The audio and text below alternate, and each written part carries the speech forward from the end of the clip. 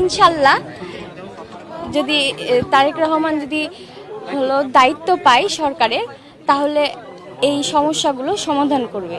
আমার নাম রামিসা আঞ্জুম রোশনি, আমি ঢাকা পলিটেকনিক্যালের স্টুডেন্ট। আমার গ্রামের বাসা হলো রাজশাহী। স্যারের সাথে আজকে দেখা করতে পেরে অনেক ভালো লাগছে। কখনো কল্পনা করিনি যে স্যারের সাথে আমি দেখা করার এইরকম একটা সুযোগ পাবো। স্যার আমাদের কাছ থেকে অনেক প্রশ্ন করেছে, কি কি সমস্যা এইগুলো স্যার শুনেছে এবং কি কি উপায়ে এইগুলো থেকে বের হওয়া যায় সেগুলোও বলেছে। এবং আমাদের কাছে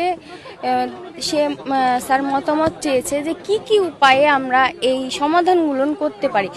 আর স্যার এটাও অনেক সমাধানই আমাদেরকে বলে দিয়েছে।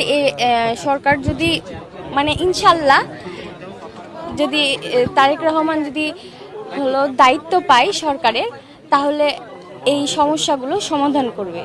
জি, আমার ভাবনায় আমি বাংলাদেশ কেমন চাই, যেমন নারীরা চলাফেরা করতে পারবে কোনো ছাড়াই।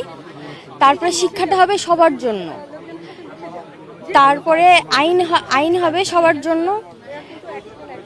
এগুলোই আমি কন্টেন্টের মধ্যে